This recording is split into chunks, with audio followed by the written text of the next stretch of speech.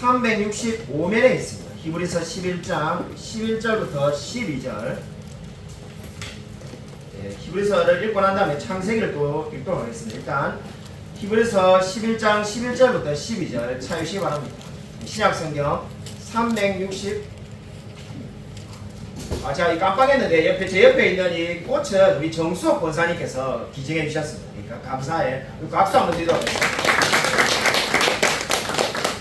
다음 주에 여러분 오시면은 요 꽃이 위치동 해가지고 저기 누가 이렇게 저게 보기 싫다고 저게 왜 조금 저쪽에 좀 상태가 좀 시들시들해지가는 저 꽃도 다 우리 정수 권사님이 기증하셨는데 제가 관리를 한번 해가지고 좀 이게 벌써 좀 이렇게 하늘나라에 가려고 하는데요. 이 꽃을 저쪽으로 옮겨 놓도록 하겠습니다. 그래서 여러분 그렇게 생각하시면 되겠습니다.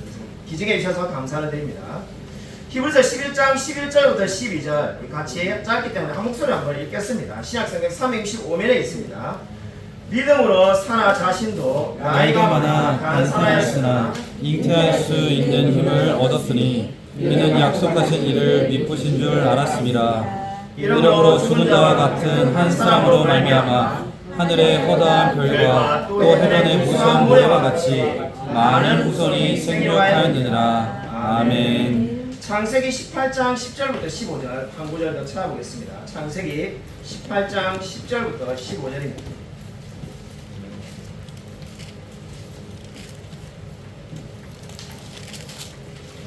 구약성경 21면에 있습니다. 창세기 18장 10절부터 15절까지는 제가 한 절, 성도님들이 한 절 교독하도록 하겠습니다.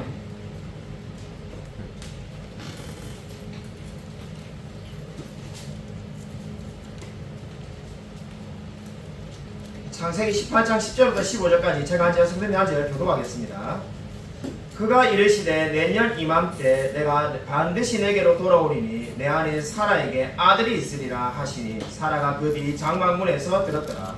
아브라함과 사라는 나이가 많아 늙었고 사라에게는 여성의 생애가 끊어졌는지라. 사라가 속으로 웃고 이르되 내가 노쇠하였고 내 주인도 늙었으니 내게 무슨 즐거움이 있으리요. 그래서 아브라함에게 이르시되 사라가 왜 웃으며 이르기를 내가 늙었거늘 어떻게 아들을 낳으리요 하느냐. 여호와께 능하지 못한 일이 있겠느냐. 기한이 이를 때에 내가 내게로 돌아오리니 사라에게 아들이 있으리이다. 사라가 두려워서 부인하여 이르되 내가 웃지 아니하였나이다. 이르시되 아니라 내가 웃었느니라. 아멘. 설교 제목은 믿음의 사람 사라가 되겠습니다. 계속해서 믿음의 사람이라는 이 주제로 히브리서 11장에 나오는 이 사람들, 인물들을 한 명씩 살펴보고 있습니다. 지난주에 우리는 아브라함의 믿음에 대해서 말씀을 드렸습니다. 오늘은 믿음의 사람 사라를 살펴보고자 합니다. 오늘 당연한 말이겠지만 오늘 말씀을 보시면 사라도 아브라함과 동일한 하나님의 약속을 받았다고 말씀하고 있습니다. 히브리서 11장 11절을 보면은 믿음으로 사라 자신도 나이가 많아 단산하였으나 잉태할 수 있는 힘을 얻었으니 이는 약속하는 일을 미쁘신 줄 알았습니다. 이렇게 말씀하고 있습니다. 여기서 우리가 주목해야 될 말씀은 믿음으로 사라 자신도라고 말씀하고 있다는 겁니다. 사라 자신도라는 말이 무엇을 의미하겠습니까? 바로 아브라함과 똑같은 믿음을 가졌다는 의미가 되겠습니다. 아브라함만 믿음을 가져가지고 그 아브라함을 따라간 것이 아니라 이 아브라함과 똑같은 믿음을 사라도 가졌다라고 말을 합니다. 이 말의 의미가 뭐겠습니까? 아브라함이 믿음으로 어떻게 하였습니까? 갈대아 우르를 떠나서 이 가나안 땅에 갔습니다. 사라도 동일한 믿음을 가지고 들어갔다는 의미가 되겠습니다. 아멘. 그래서 하나님께서 어떻게 하였습니까? 그 이름을 바꾸어 주십니다. 아브라함은 이 아브라함에서 아브라함으로 바꾸고 사레는 사라로 바꾸었는데 아브라함이라는 것은 열국의 압이라는 뜻이 됩니다. 그리고 사라는 열국의 엄이라는 의미를 가지고 있습니다. 그렇게 이름을 바꾼 이유는 바로 이들의 믿음으로 하나님께 나아갔다는 겁니다. 아멘. 히브리서 11장을 보시면은 우리가 오늘 읽었듯이 나이가 많아 단산하였다라는 표현이 나옵니다. 나이가 많아 단산하였다. 원문을 지켜가면은 나이가 지나서 자녀를 생산할 수 있는 능력이 없었다고 할지라도 이렇게 되어 있습니다. 한마디로 자녀를 낳을 수 있는 나이가 지났다는 거죠. 우리 교회도 그저 이 아이를 가질 수 있는 분이 있고 못 가질 수 있는 분이 있는데 이제 그렇게 이제 아이를 낳을 수 있는 나이가 지나갔다는 겁니다. 당시에 아브라함의 나이가 75세, 사라의 나이가 65세였습니다. 옛날 사람들은 이거죠, 이 공해가 없는 관계에 살아가지고 늙어도 아이를 낳았구나 이게 아니라 아이를 낳을 수 있는 나이가 이미 지났다라고 성경이 분명히 말하고 있습니다. 그런데 어떻게 사라가 자녀를 낳을 수 있었겠습니까? 그 이유가 어디에 있겠습니까? 히브리서 11장 11절은 어떻게 말합니까?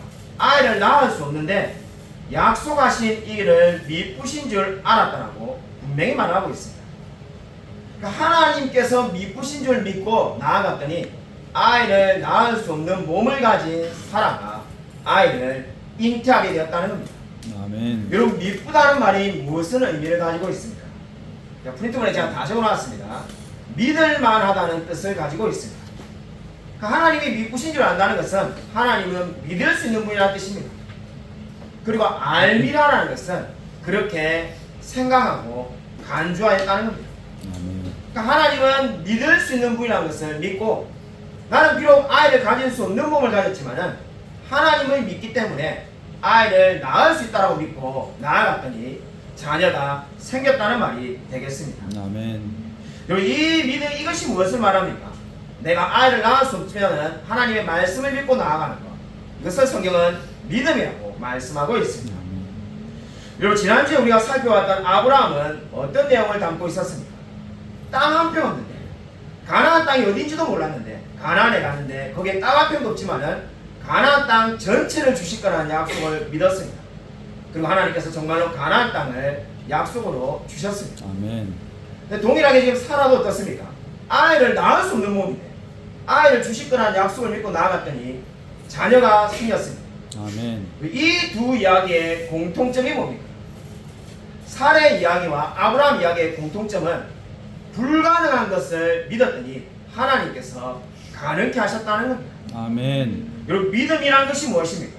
정말로 도무지 이루어질 수 없는, 확률적으로 보면 제로에 가까운 이야기가 하나님을 믿고 나아갈 때 이루어졌다는 것이 믿음인 줄로 믿으시기 바랍니다. 아멘. 마틴 루터라는 종교개혁자는 이렇게 말하였습니다. 여러분, 프린트본에 제가 다 적어놨는데 마틴 루터 이렇게 제 있는 부분에 우리 한번 같이 한번 읽겠습니다. 여러분, 프린트본을 주반에 있는 프린트본에 한번 참고하시고 마틴 루터 부분, 만일 여러분이 같이 한번 읽겠습니다. 네, 시작. 만일 여러분이 하나님을 의뢰하기 원한다면 어떻게라고 하는 질문을 십자가에 못 박을 줄 알아야 한다. 만일 여러분이 하나님을 의뢰하기 원한다면 어떻게라는 질문을 십자가에 못 박을 줄 알아야 된다는 겁니다. 이게 마틴 루터가 한 말이었습니다. 이 말이 무엇을 의미하는 겁니까?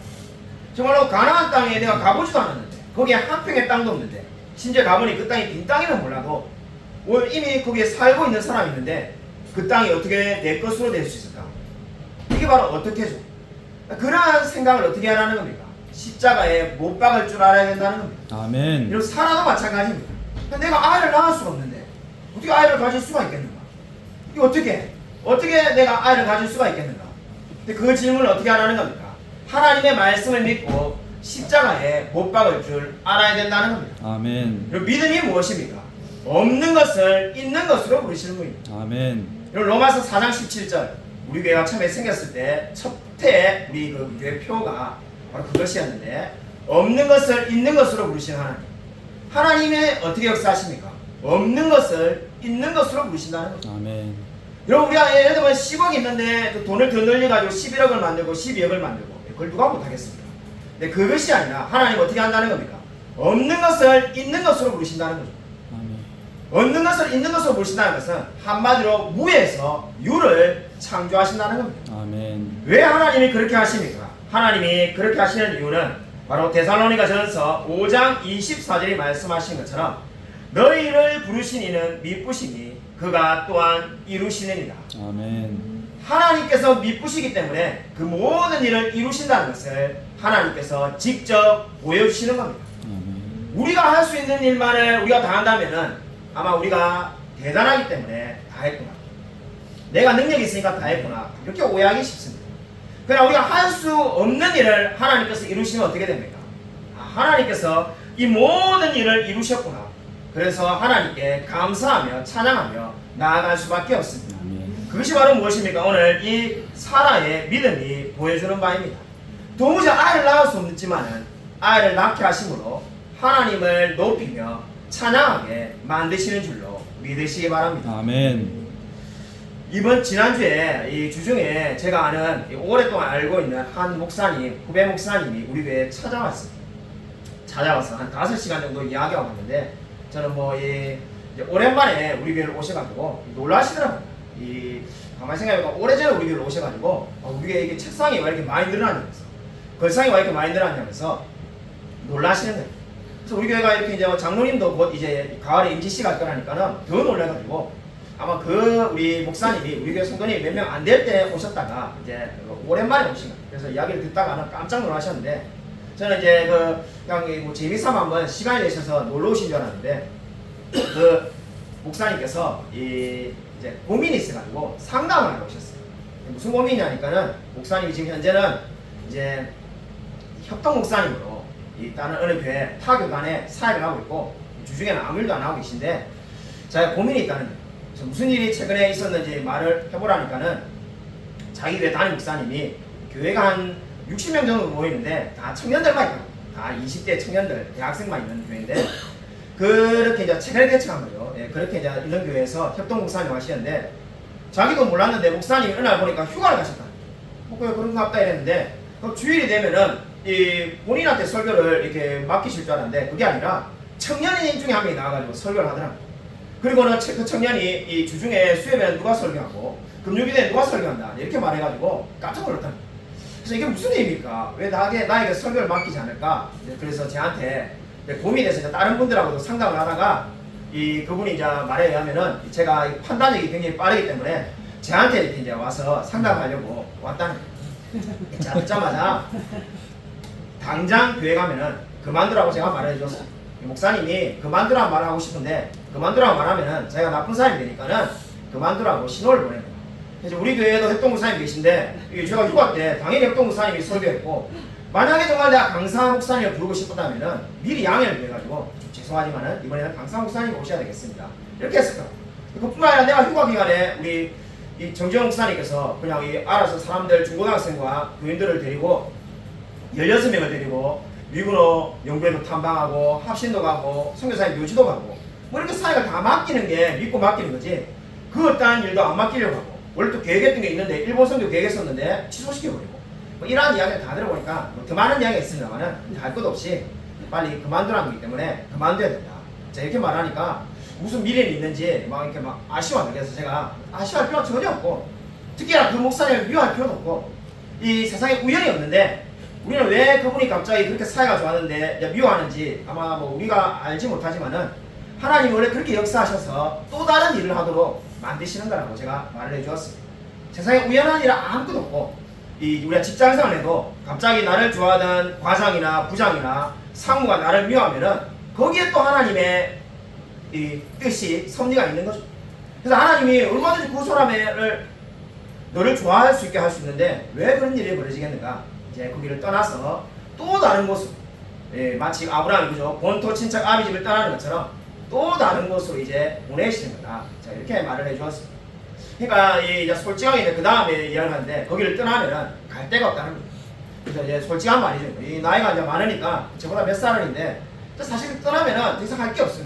개척을 하든지 개척이 얼마나 그렇겠습니까? 센 개척을 하면은 개척을 하든지 뭐 아니면 딱히 이제 할 게 없는데 어떻게 할까요? 이러길래 제가 무슨 대답을 해줬냐면은 이 많은 목사님들이 왜 그런지 모르겠지만은 물론 그렇게 표현하는 거 아닌데 제 표현인데 한 번 목사는 영원한 목사다 이렇게 생각하는 사람들이 참으로 많다. 그래서 이 목회를 하면은 영원히 해야 된다고 생각하는데 결코 그렇지가 않다. 목회를 안 하는 걸 두려워하지 말고 그냥 목회를 안 하는 게 죄가 아니다. 우리 지금 수원대만 해도 목회를 안 하신 분이 20% 정도 되는데 우리 동기만 해도 졸업하는 사람 중에 30%가 목회를 안 하는데 그 사람들이 천국에 가면은 너는 왜 목회를 70까지 하지 않고 일찍 그만뒀느냐 화가 있을지라 이렇게 하는 거야. 그러지 않나? 10년을 해도 귀한 사이고 단 1년 해도 귀한 사이고 40년 해도 귀한 사이고 매한가지다. 마치 달란트 비로 보면은 일찍 그만두신 분은 예를 들면 10년, 20년하고 그만두는 분은 2달란트에 해당되는 거고, 우리 지금 후배가 많이 그만두면 20년밖에 안 하는 건데 20년 한 사람은 2달란트를 하는 거고, 만약에 40년 목회하신 분, 50년 목회하는 분은 5달란트 받은 사람인데 성경을 봐봐라. 5달란트 받은 자도 착하고 귀한 종이라고 충성되었다고 칭찬하고 2달란트 받은 자도 칭찬하지 않는다. 절대 하나님이 비판하지 않는다. 근데 1달란트 받은 사람이 뭐 때문에 비판을 받았느냐, 하나님께 심판을 받았느냐, 아무것도 안 하고 가만히 있었기 때문에 책망받지 않습니다. 제가 우리 후배에게 그렇게 말해줬습니다. 네가 지금 두려워할 것은 뭔가 잘못 생각하고 있는데, 목회를 내가 이제 여기를 그만두면 자기도 그만둬야 한다는 생각을 하더라고요. 근데 그만두면 내가 목회를 못하지 않을까를 두려워할 게 아니라, 내가 보면 이미 지금 잘못 생각하고 있는 게 주중에 뭐 하느냐, 할 게 아무것도 없지 않느냐, 일을 해야 된다라고 제가 말해줬습니다. 일을 하지 않는 게 죄라는 거죠. 목회를 하지 않는 게 죄가 아니라 네가 지금 주중에 아무것도 할 게 없잖아. 우리 교회 지금 흑동 목사님 보면은 주중에도 위근으로 사역하고, 더 놀라운 거는 여러분이 아시는지 모르겠지만은 목사님이 텃밭도 사셔가지고 땅도 베고 있고, 솔직히 그 말을 다 어떻게 하시나 모르겠는데 주중에 사역을 해야 되지. 그리고 또 우리 교회 부서를 2개 맡고 있으니까 설교 준비도 해야 되지. 또 자녀들하고 뭐 이야기도 하고 사모님하고도 이야기도 해야 되지 않겠습니까? 이렇게 바쁘게 사는데, 이렇게 사는 게 훌륭한 거지. 너처럼 자녀도 없는데 이 사모님이 그냥 이렇게 먹고 살 만큼 돈 번다고 그냥 아무것도 하지 않고 그냥 주중에 늘 뭐 좋게 말하면은 그냥 이게 하나님과 동행하고, 나쁘게 말하면 아무것도 안 하고 있는 거는 절대로 옳은 게 아니다. 자, 그래서 일을 하려고 하니까 할 게 없다는 거예요. 제가 그래서 뭐라고 가르쳐줬냐면은 쿠파에 가서 일하면 이거 벌써 아신 것 같은데, 설교 원고가 센 것 같은데, 쿠파에 가서 일을 해라. 진짜 할 게 없으면은 쿠파에 가서 일을 해라. 그러니까 자기가 이 진로를 고민하고 있어요. 제가 뭐라고 하냐면은, 내가도 예전에는 진로를 고민한다고 막 3개월도 시험본 적 있고 몇 달 시험본 적 있는데, 인생의 제일 어리석은 짓이 또 다른 길을 선택하기 위해서 이 진로를 고민한다고 놀고 있는 거예요. 나 돌이켜보면은 나도 예전에 그런 적이 있었는데, 나도 예전에 남서평창에 그만두고 아일랜드 가기 전에 몇 달 놀았는데, 지금 생각해보면은 바보도 그런 바보가 없어요. 뭘 해도 돈을 벌고, 사업지가 없으면은 진짜 쿠팡에 가서 일을 하든지, 그 시대에 쿠팡이 없으면은 뭐 단기 알바라도 되든지 그렇게 해라. 그러니까 뭐 이렇게 갸우뚱갸우뚱 해서 얼마든지 일하면서도 네가 뭘 할지 기도하고 생각할 수 있고. 자, 그래서 뭐라고 말해주냐면은, 야, 너는 심지어 박사도 아니잖아요.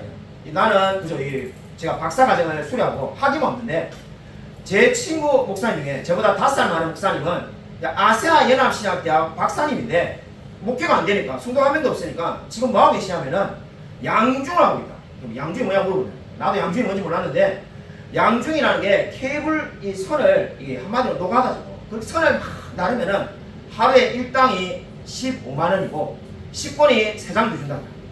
그래서 나도 처음에 습관의 3장이 뭡니까? 그러니까는 밥을 예를 들면 한 끼나 2끼 먹으면은 남는 10권은 매점에서 다 이게 음식이나 과자, 음료수 사갖고 집에 간다는 거예요. 그렇게 해가지고 한 달에 400만 원 벌어가지고 목회하면서 빚이 4천만 원 있었는데 빚 다 갚고 태국에 온 가족이 다 여행도 갔다 오고 열심히 잘 사시는데, 야, 니는 박사도 아닌 사람이, 그리고 뭐 하루 종일 지금 시간이 남아도는데 뭘 하고 있냐. 일하기 싫으면 먹지도 말라는 게 성경 진리다. 무슨 일이든지 해야 돼. 이게 매일 성경 만드는 성수위에서 일하든, 아니 그런 뭐 사역이 없으면은 정말 쿠팡에서 일하든 뭔 일이라도 해야 된다. 아파 있는 장애인이나 나이가 너무 연로하신 분 외에는 무슨 일이든지 해라는 게 성경이 말하는 바다. 자, 이렇게 말해줬어. 그러니까 우리 후배가 수긍하고 그 쿠펀치라고, 쿠팡 일하려면 쿠펀치를 깔아야 되는데 다 깔고 갔어. 제가 참 생각해보니까는 자, 쿠팡에 인센티브를 받아야 될 것 같은데, 내가 이렇게 좀 소개시켜줘가지고 몇 명 일하는 건데, 제가 그렇게 말해줬죠. 그래서 제가 뭐라고 말해줬냐면은, 야, 네가 만약에 개척을 할 거라 생각하면은 일주일에 정말 쿠팡에서 2번, 3번 일하면은 후원금 이런 거 걱정할 필요 없어. 네가 돈을 벌어서 다 할 수 있고, 뒤집어서 말하면은 쿠팡에서 이틀, 3일도 일주일에 일 못하면은 만약에 개척은 절대로 하지 마. 개척이 세상에 제일 어려운데 그것 정도 못하는 사람이 개척해봐야 절대로 성공할 수 없다. 자, 지난 여러분이 휴가를 주셔가지고 2주의 시간 잘 보냈는데, 제가 한 주는 위건호 연구에 가신 그 주는 제가 6일 내도록 쿠팡에서 일을 했어요. 제가 6일 내내 일을 했는데 일을 하고 난 다음에 제가 깨달은 것이 목회보다 훨씬 쉽다. 진짜 6일을 일해도 훨씬 쉽다. 제가 우리 후배한테 그렇게 말해줬습니다. 쿠팡에서 6일 일해도 목회보다 훨씬 쉽다. 그거를 못하는 사람이 특히 센 개척은 뭐 아무것도 없는데 돈도 없고 사람도 없는데 그걸 과연 할 수가 있겠는가? 네가 해보면은 네 소명이 어디에 있는지 충분히 알 수 있다. 해봐라고 제가 권면을 해주었습니다. 많은 사람들이 안타깝게도 일을 많이 하는 것을 좋아하지 않습니다. 자, 정말로 이 많은 사람들 이야기하면서 깜짝 놀랐는데 이 뭔가 저도 이렇게 뭐 쿠팡에 나가다 이러면은 목사님들 다 뭐라고 하냐면은 안 됐다는 듯이 불쌍하다는 듯이 힘든데 그 쿠팡에서 일하다가 쓰러진 사람도 있는데 뭐 사실 저도 일하는 가운데 구착 한 명 와가지고 하는데 이렇게 뭐 신뢰가는 분을 이렇게 보기도 했습니다.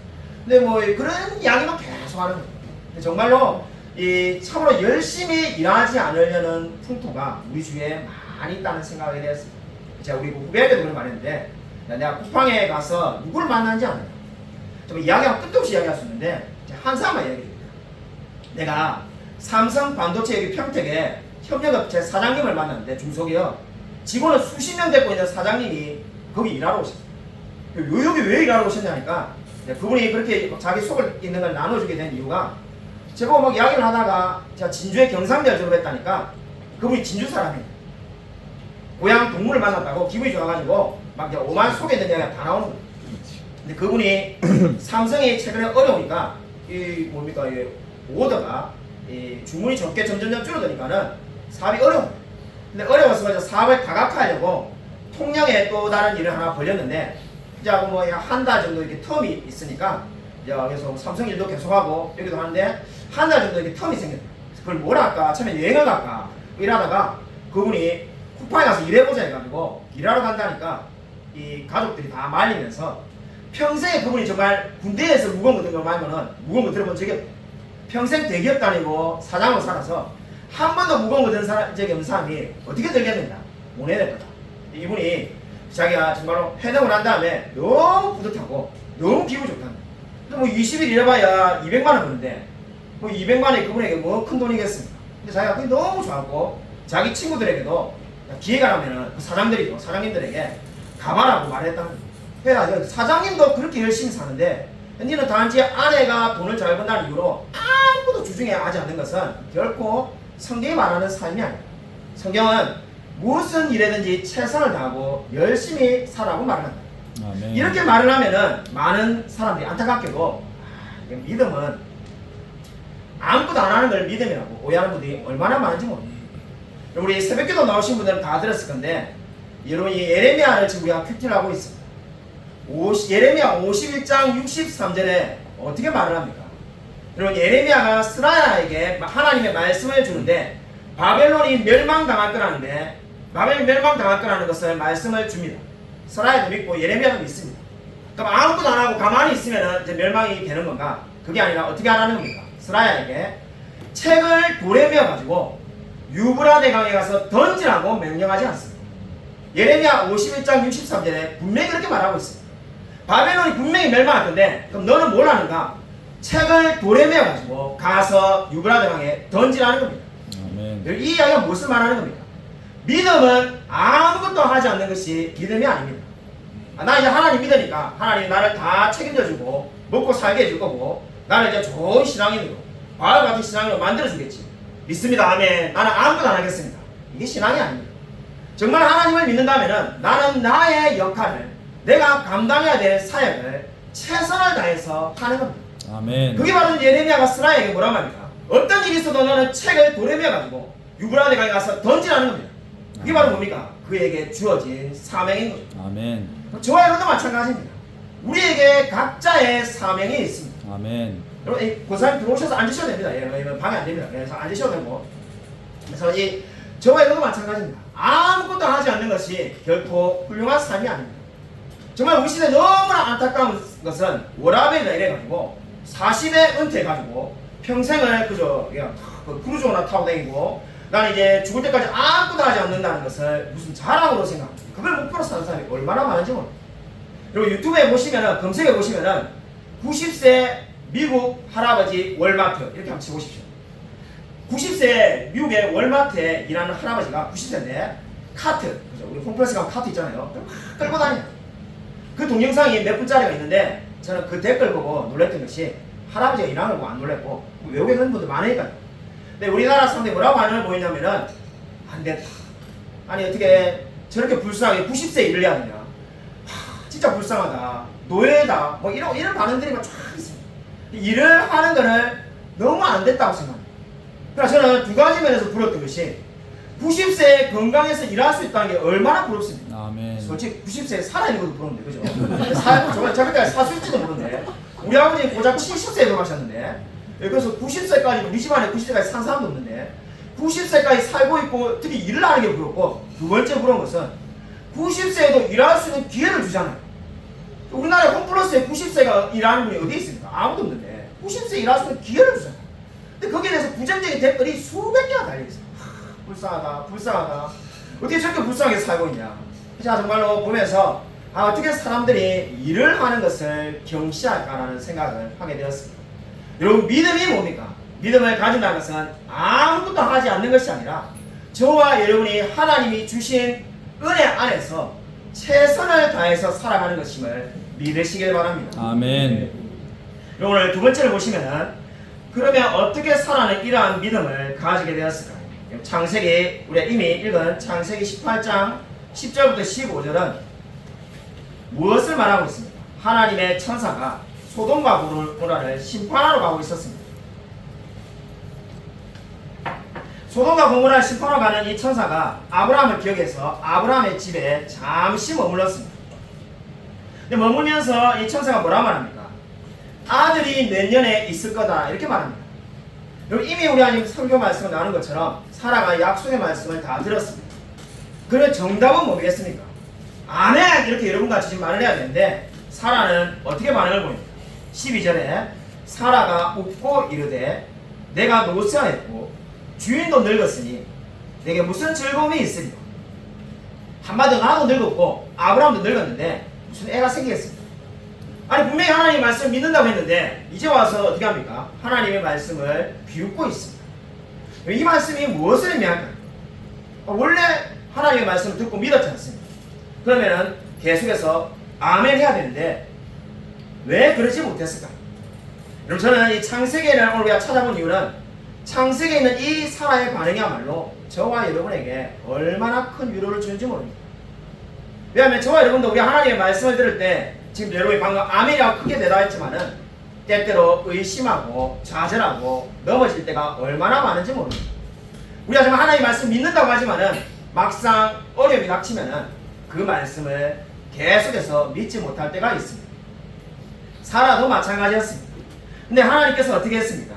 14절에 보면은 창세기 18장 14절 제가 한번 읽어드리겠습니다. 여호와께 능치 못한 일이 있겠느냐 기한이 이를 때에 내가 내게로 돌아오리니 사라에게 아들이 있으리라.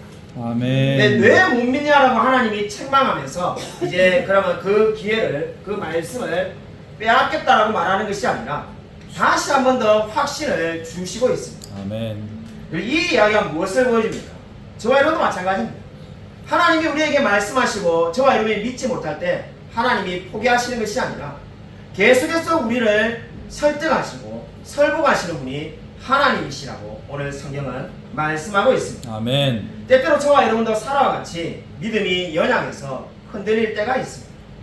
우리가 늘 하나님을 믿고 의지하면 얼마나 좋겠습니까마는 그렇지 못할 때도 하나님이 우리와 늘 함께하며 동행하시는 줄로 믿으시기 바랍니다. 아멘. 그러므로 믿음이란 무엇입니까? 믿음은 곧 은혜입니다. 아멘. 믿음과 은혜가 동의합니다. 왜 그렇습니까? 믿음이 있다는 말은 끊임없이 흔들리고 끊임없이 의심하는 우리에게 하나님이 그때그때마다 은혜를 주셔가지고 우리를 하나님의 사람으로 만들어 가시기 때문입니다. 아멘. 그리고 저와 여러분이 믿음이 있다는 것은 우리가 은혜를 받았다는 말인 줄로 아멘. 믿으시기 바랍니다. 우리가 오늘 9주년 설립 감사 예배로 지금 드리고 있습니다. 오늘 우리 아침에 이재열 집사님 오셔가지고 벌써 9주년이다라고 말씀하셨는데 우리 교회 제일 처음에 오셨고 1번으로 등록하셨기 때문에 아마 우리 느끼는 감회가 저하고 똑같겠습니다만은 저도 지난주에 말씀을 준비하면서 정말 벌써 9년이 지났구나 이런 생각이 많이 들었습니다. 그리고 이 사라의 믿음, 자 일부러 뭐 사라의 믿음을 이번 주에 하려고 이렇게 다 계획을 한 게 아닙니다. 지난주에 근데 말씀을 준비하면서 묵상해 보니까는 정말 내가 사라처럼 끊임없이 믿음을 가지고 있지만은 흔들리고 넘어질 때마다 하나님께서 찾아오시고 붙들어 주신 것이 지난 9년이구나라는 생각을 다시금 하게 되었습니다. 아멘. 2015년 5월의 어느 날이었습니다. 2015년 5월에 어느 날에 이 서울의 은평구에 어느 그 연신내 어느 한 식당 고깃집에 저하고 우리 동기 목사님, 저보다 10살 많은 두 분의 목사님이 같이 주일날 저녁에 식사를 하고 있었습니다. 정확하게 말하면 그 두 분의 목사님이 저에게 고기를 사주면서 제 연신 제게 혼내고 있었습니다. 제보고 제정신이 아니다고 말을 했어요.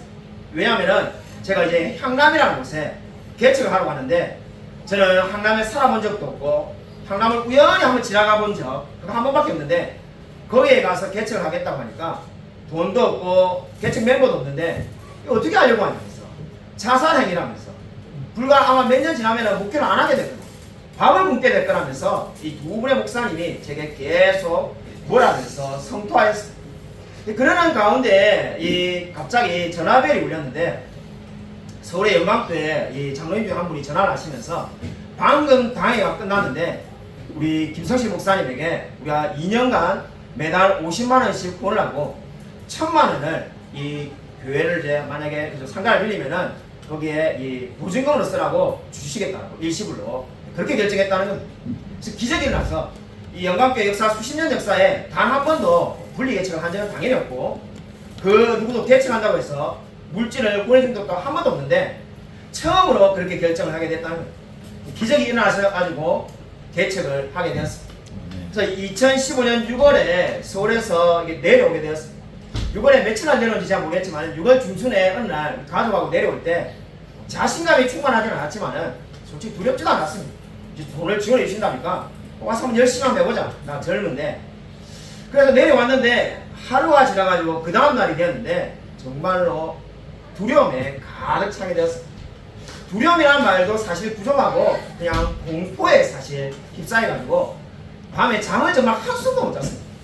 무슨 일이 있었냐면은 그 다음날에 대해서 이제 오자마자 이 그저 공인중개사들 이 복덕방에 찾아다니면서 상가를 구하려고 가는데 지금은 우리 여기 임대라고 붙은 데가 얼마나 많습니까? 근데 9년 전만 해도 이 향남은 2015년에는 빈 곳이 별로 없었습니다. 무슨 뭐 항아리 구조다 이래가지고 뒤에 뭐 다 논밭이 있고 여기만 상가가 있다고 그 당시에 또 이지구가 거의 없을 때이기 때문에 여기에 막 상가 빈 데가 없는데 이지구가 마침 그때 생기고 있을 때라서 상식적으로 1지구에 사는 것보다 2지구가 좋겠다 아마 생길 때. 그래서 2지구의 지금 이제 위치가 이 향남 2지구 그 3단지 그리고 9단지 이런 데를 제가 가보니까는 싸게 해주겠다면서 250만 원을 해야 되는데 월세가 230에 보증금 5천만 원. 또 다른 데는 이 뭐 월세가 200만 원에 보증금 3천만 원. 다 이런 식입니다. 너무 놀래가지고 저는 이 1000만 원에 50만 원밖에 없는데 그걸 어떻게 감당하겠는가? 그래서 제가 일지구 왔습니다. 일지구에 지금 여기서 저쪽에 조금 가시면은 피자가 있는데 그게 하나의 4층에 빈대가 있어 가보니까 28평 정도 되는데 거기를 보증금 3천만 원에 180만 원에 해라 이렇게 합니다. 그것도 내가 도저히 안 돼가지고 예, 집에 와서 저녁에 자는데 정말로 한숨도 잠을 못 잤어요. 큰일 났다.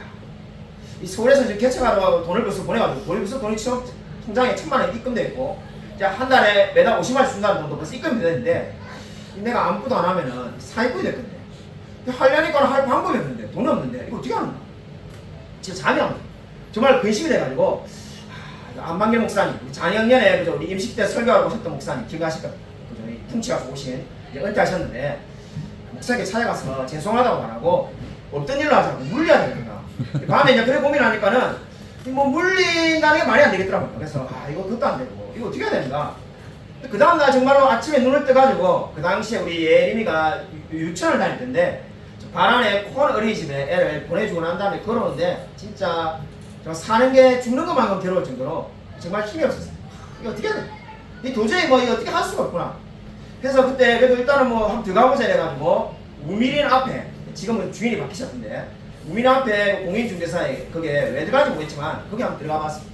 그게 그냥 뭐 믿지야 본지야 마음으로 들어가니까는 그분이 내가 무슨 일을 하려고 하냐길래 기가 죽어가지고 목이 무지가 툭 들어간 말로 개처하려고 합니다. 이러니까는 돈이 없으시겠나길래 돈도 없습니다. 가진 돈이 얼마냐길래 제가 목이 많은 목소리로 1,050 있습니다. 창피해가지고 예 아니 뭐야 저 시선 아니까 3,000에 뭐 230이라는데 그 돈 가지고 뭘 하겠냐 이런 반응을 보일 것 같아서 1,050밖에 없습니다. 뭐 이러니까 그분이 딱 맞는 게 있다면서 지금 우리 교회 이 자리를 소개하십니다. 아멘. 500에 50짜리겠다. 진짜 놀래가지고 사기가 아닐까? 아니 지금 향남이 이래 비싼데 500에 50 어떻게 그래 있습니까? 그러니까 원래는 3,000에 130만 원 내놓았는데 내놓은 지 1년 넘게 만에 아무데도 안 나간다는 거예요. 여기 주인이 예수님을 믿는 분인데 PC방을 가다가 급하게 캐나다에 이민을 가셨는데 이게 치우지도 않고 있으니까 제가 와보니까 막 이게 어떻게 컴퓨터만 다 정리하시고 있는 그 장소에 그대로 있으니까 진짜 흉물스럽다. 그래가지고 이거를 다 누가 이제 이렇게 다 이게 뭡니까 철거하는 조건으로 들어오라고 하는데 노래방 뭐 술집들은 계속 단란주점을 하겠다는데 이 주인이 신앙이 좋으셔가지고 절대로 술집에게 내주느니 내가 그냥 이걸 빈대로 놔두고 빈대로 놔둔다는 말은 관리비가 한 달에 50만 원씩 나오는데 그건 자기가 내겠다는 거예요. 내가 손해보더라도 난 절대 술집에는 안 줘 하는 그분이 이제 그걸 버티니까 계속 비어있는 거예요. 그래서 아마 교회는 하면 될 것 같은데 하시겠습니다 하는데 솔직히 하기가 싫더라고요. 왜냐면 옆집에 맥주집이 지금도 있지 않습니까? 지금 물론 망했습니다만은 옆집에 맥주집이 있으니까는 하기가 싫더라고요. 솔직히 그 앞에 또 뭐 이렇게 마사지가 있고 도저히 하기 싫은데 감사하게도 제가 전도사 시절에 남서울 평촌교회는 위에는 모텔이 있었고 밑에는 정말 단란주점이 있었어요. 우리 여기 장로님은 잘 아실 건데 저봐도 잘 아실 건데 그래서 이 뭐 그 정말 말도 되도 않은 환경에서도 교회가 부강을 받기 때문에 그런 생각이 들더라고요. 정말로 뭐 하나님 역사하시면은 안 될 게 뭐가 있느냐 그런 생각해가지고 계약을 하게 되었어요. 그래서 500에 50 하니까는 남는 500 가지고 철거다 딱 500 들더라고요. 이렇게 해가지고 그냥 감사히 끝났죠.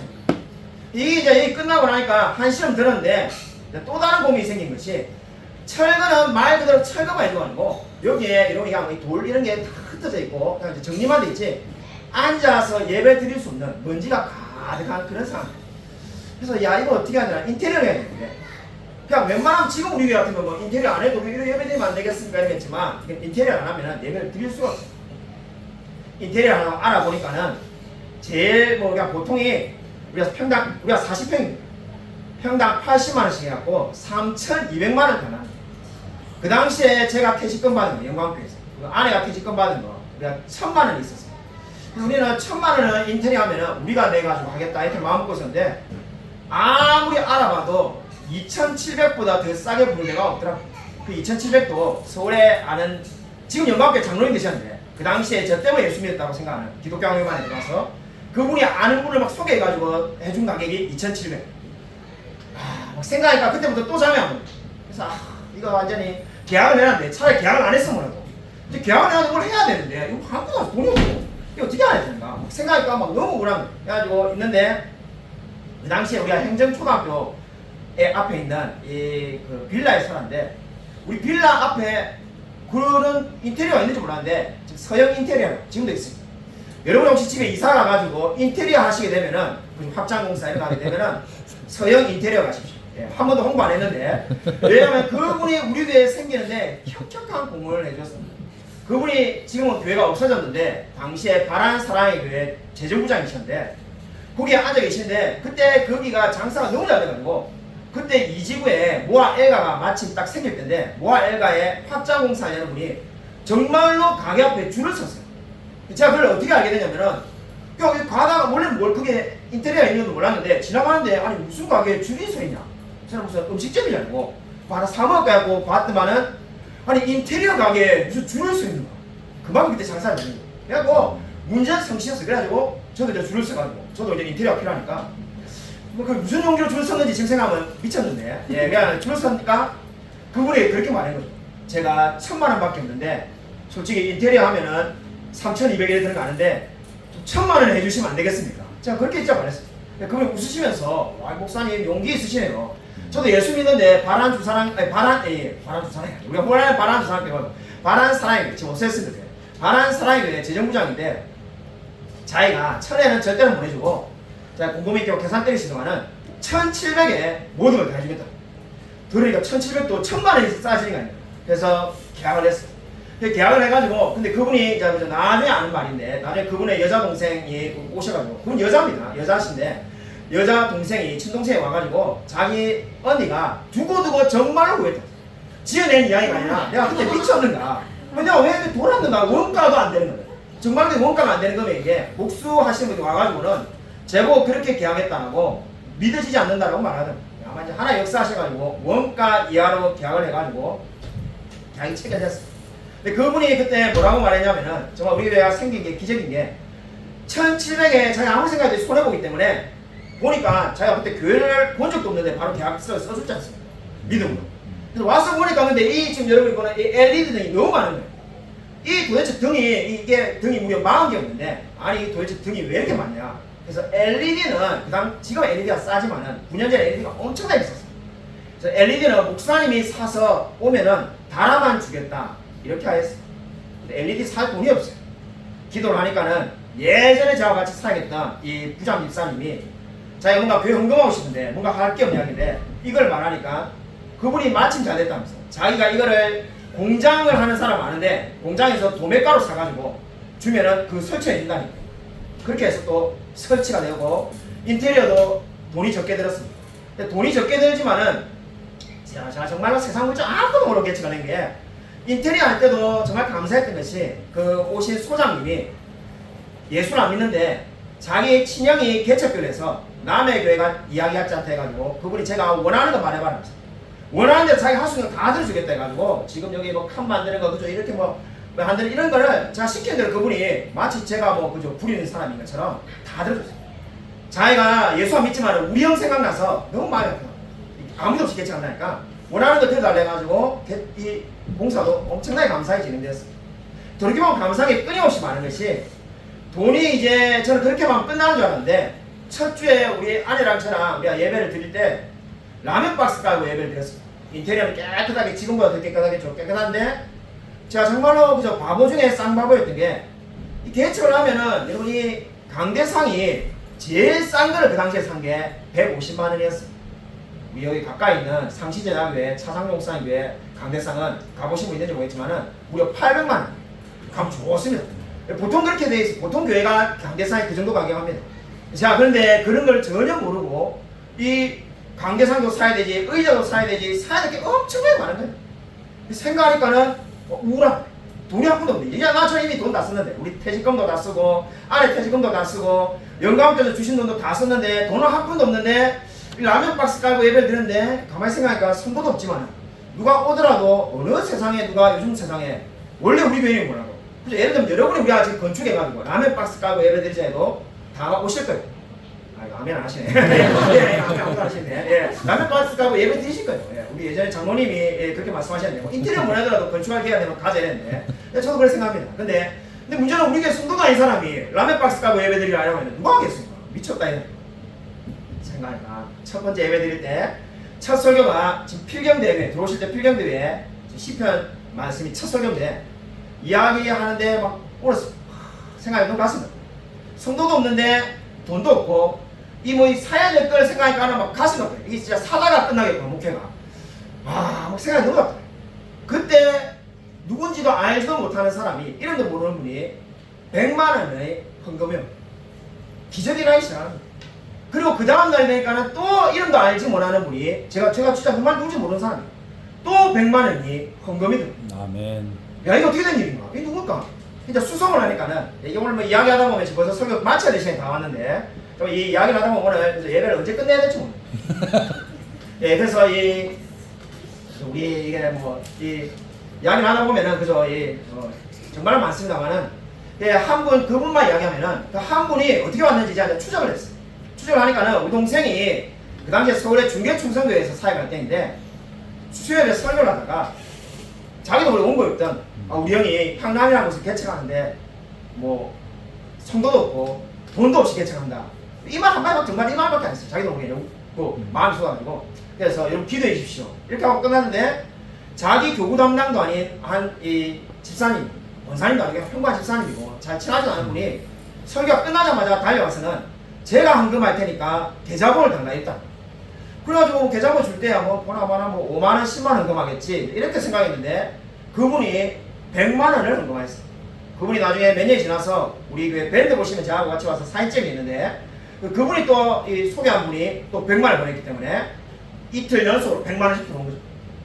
나중에 그분이 이렇게 우리 교회 와서 저하고 사진도 찍고 이 감사하다고 했는데 그분은 지금도 뭐라고 하냐면은 저는 제가 감사하다고 하는데 그분이 뭐라고 말하냐면은 그 집사님은 자기가 더 큰 은혜를 받았다는 거예요. 아멘. 자기가 정말 넘치는에게 100만 헌금하고 자기는 새 삶이 바뀌었다. 그러다 아멘. 무슨 말입니까니까는 그 다음에 우리 아버지가 췌장암으로 소천하시고 같은 해에 이 집사님의 남편이 의사 선생님인데 췌장암 말기가 됩니다. 솔직히 그때 기도 제목 요청해 주시고 제가 우리 교회에 예전에 설교도 했습니다. 우리 아버지뿐만 아니라 췌장암 걸린 분 있는데 어떻게 될까요? 기도해 주십시오. 솔직히 기도 제목 부탁했지만 저는 죽는다고 솔직히 확신했습니다. 그럼 우리 아버지도 돌아가셨으니까 똑같은 췌장암에 똑같은 데 걸렸는데 물론 차이는 우리 아버지 70세 그분은 40세 후반 그래도 죽겠지 이랬는데 기적같이 살아나셔가지고 원래 병원도 못한 데서 병원도 다 폐업했는데 지금 다시 개원하시고 놀라운 거는 그 남편분은 예수를 안 믿었는데 지금 예수를 믿어가지고 지금 온누리교회 서울에 집사님 되셨어요. 아멘. 그래서 그분이 뭐라고 말하냐면은 정말로 자기가 100만원을 헌금해가지고 남편도 예수 믿고 남편도 살아났더라고. 자기는 막 큰 은혜 받았다. 목사님 기도하신 덕분에 큰 은혜 받았다는 거예요. 그러면서 제가 그분에게 성경 말씀 뭐라고 말해주냐면 여러분도 잘 아는 이번에 태안에 가서 그 설교한 그 성경 말씀 전도서 11장 1절에 내 떡을 물 위에 던져라 여러 날 후에 도로 찾으리. 아멘. 정말 그 집사님의 간증이 바로 그 이야기를 하는 거예요. 내가 이 떡을 던졌더니 더 많은 은혜를 받으신 겁니다. 아멘. 여러분 이 정말 우리 교회는 기적으로 세워진 교회입니다. 아멘. 저 인테리어도 그렇게 끝나고 다 끝나고 사실 우리 이재현 집사님 오신 것도 기적이죠. 아멘. 이재현 집사님이 그 당시에 이 일산에서 오셨는데 차도 없이 솔직히 제보고 지금 향남에 우리 이재현 집사님이 일산에 개척하는데 제보 향남에서 오라 이러면은 고민될 것 같은데 뭐 산 넘고 물 건너가지고 정말 버스 타고 지하철 타서 3시간 반을 이렇게 오셨어요. 이렇게 성도님이 생기는 것도 감사하지만은 더 어려운 문제가 뭐냐면은 우리 저도 솔직히 잊고 있어요. 솔직히 말하면 잊고 있어가지고 이 이야기 거의 하지 않는데 이번에 우리 이승훈 집사님이 장로교육을 받으러 가셔가지고 전덕영 목사님이라고 우리 수원대 목사님이 우리 교회 어떻게 있냐라고 물어봤다는 거예요. 그때 잊고 있었던 것이 떠올랐던 게 이 인테리어도 끝나고 이제 드디어 우리 이재현 집사님도 생겼을 때 생기기 전이죠. 잠깐만 생기기 전에 이제 날짜 이미 정해졌는데 그때쯤에 이제 어쨌든 간에 이 상가가 정해지고 인테리어를 할 때 이 교회가 설립 허가를 받으려면은 노예 허락을 받아요. 근데 저는 법을 제가 잘 알고 있지 않습니까? 이 세례 교인이 10명 이상이 돼야만이 교회가 세워질 수 있어요. 교회가 그냥 목사가 오늘부터 교회 이러면 교회가 되는 게 아니라 중국은 그렇게 합니다. 그게 아니라 세례 교인이 10명이 돼야 되는데 세례 교인이 사고랑 저랑 둘밖에 없잖아요. 도대체 어떻게 교회가 되겠어요? 그래서 가시막가 하다가 그 당시 담당자가 수원노회 전덕영 목사님인데 그래도 일단 미리 가서 인사를 해놓으면 언제일지 모르겠죠. 몇 년일지 몇 년일지 모르지만 세력에 10명 되면 그때 가서 교회가 세워질 때 뭐 미리 좀 인사라도 얼굴이 나타나야 되겠다. 그런 마음으로 갔습니다. 놀라운 것은 정말 지금 생각하면 그것도 기적이에요. 앉자마자 목사님이 뭐라고 하냐면은 설립 예배는 언제 드릴 건가? 제가 아니 설립 예배를 솔직히 속으로 여건이 안 되는데 싶어가지고 제가 그거 드려도 됩니까? 드려야지. 교회를 개척하려고 왔으면 빨리 설립 예배 드려야 될 거 아니냐. 제가 빨리 드리면 좋지 않을까나. 그럼 8월에 하자. 8월에 그분이 날짜 정한 게 8월 20일.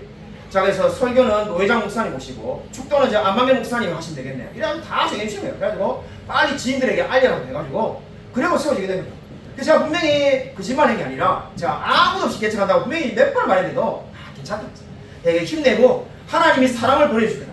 지금도 여러분 우리 교회에서 작년에 시찰회 할 때 문제가 됐던 게 그죠 6명밖에 교인이 없다니까 교회 설립을 허가해주지 않았습니다. 근데 그때 제가 스스로 양심이 찔려가지고 후배 목사님을 도우는 발언을 제가 손들고 저는 세례교인이 한 명도 없이 저하고 아내만 세례교인인데도 개척했습니다 이러니까 그때 그 담당하는 정덕영 목사님이 실수하신 거고 절대로 그렇게 해서는 안 된다고 해가지고 정말로 부결돼서 교회 1년 뒤에 허락해 줬습니다. 1년 뒤에 그 세례교인 10명 넘으니까 허락해 줬는데 우리는 기적이 난 거죠. 교회가 허락이 안 되면 기도체가 되는 거고 연말정산도 해줄 수가 없습니다. 이 모든 게 지금 생각해 보면은 교회를 여기 계약한 것도 하나님 은혜고 아멘. 교회도 그냥 은혜가 아니라 오늘 제가 아침에 와서 제가 망상인가 싶어가지고 중지자분들 알고 있고 금융기대 나온 분들 다 아실 거예요. 우리가 금융기대 때 원래 지난해 7월에 우리 교회 계약이 4년 동안 2019년 7월에 계약했습니다. 재계약을 90만 원으로 계약했잖아요. 그래서 다시 갱신해야 되는데 작년에 우리가 교회 기도 엄청 열심히 했어요. 지금 제발 많이 올리지 않게 되고 그냥 시가보다 지금 너무나 싸게 있으니까. 근데 주인이 연락이 안 오는 거예요. 혹시 설교 듣고 연락하시면 안 되는데. 네, 그래서 이렇게 돼가지고 근데 벌써 제가 오늘 아침에 계약서를 다시 보니까는 이미 계약한 지 1년이 지났어요. 지금도 연락하지 않아가지고 가격을 올리지 않잖아요. 그래서 그래서 이 주인이 얼마나 착한지 모르겠어요. 그래서 계속 동일한 가격에 살고 있잖아요. 그래서 이 모든 게 생각해 보면 은혜인 게 끝이 없습니다. 아멘. 오늘 정말 오늘 한 번만 여러분이 이해해 주시기 바랍니다. 제가 저만큼 진짜 설교를 외부에 가도 정말 시간 칼같이 잘 맞추는데 오늘 벌써 오버했습니다.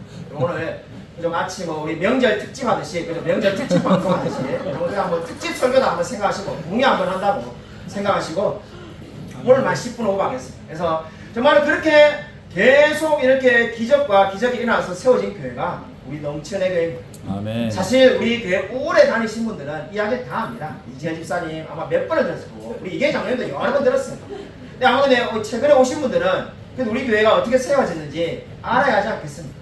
모든 것이 다 기적으로 된 겁니다. 저는 모든 감사할 것이 너무나 많은데 물론 뭐 장로님을 세우게 된 것도 감사하고 안수입사님, 권사님 이미 세운 것도 감사하고 뭐 교회가 미자립교회에서 자립교회로 되는 것도 감사하고 감사한 게 너무 많습니다만 제일 감사한 거 한 가지만 이야기하면은 우리 교회가 이 9년 동안에 무려 25명에게 학습과 세례를 주었다는 겁니다. 아멘. 여러분 이보다 더 감사한 게 없어요. 아멘. 여기 앉아있는 우리 안소영 집사님이랑 김소영 집사님, 정수옥 권사님 다 우리 교회에서 세례 받으신 분들입니다. 아멘. 그 외에도 여러 많습니다. 물론 뭐 다른 교회 가신 분도 많죠. 근데 교회가 세워져가지고 그냥 수평이동으로만 교회가 이루어진 게 아니라 좀 분당 우리 교회 이찬수 목사가 아주 큰 교회야. 우리가 뭐 수평이동 안 받겠다 얼마든지 할 수 있겠죠. 그래도 뭐 세신자만 할 수가 있겠죠. 그럼 우리가 작은 교회가 사실 뭐 누구나 와도 감사해야 되는데 정말 제 개척 초기에 9년 전의 신정은 마네킹이라도 정말 세워놓고 싶었는데 그런 것이 아니라 감사하게도 믿지 않는 영혼이 와서 거듭나가지고 하나님을 찬양하게 되는 것이 얼마나 귀한 일입니까?